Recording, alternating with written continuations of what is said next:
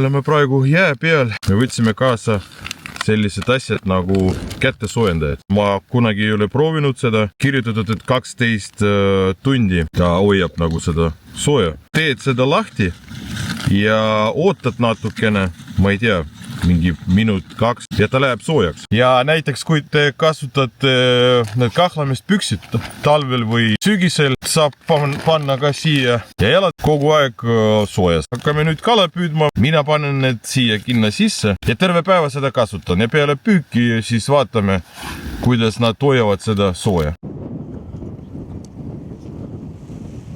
Püüdsime kala umbes 7-8 tundi ja mina panin need kätesoojendajad sisse ja nad on veel väga soojad, et palju siis meil, kestas umbes 7 tundi ja väga hea asi. Meil oli kaasas Rootsis siin kalapüügil nii kui kätesoojendajad ja veel jalasoojendajad on ka. Väga mugav hea asi, et paned lihtsalt saapa sisse siia, jalad kogu aeg teil soojas. Hind on väga madal ka, et 1 euro ja 10 senti maksab üks pakk need kätesoojendajad, siin 2 tükki ja jalasoojendajad siin ka 2 tükki sees. Super!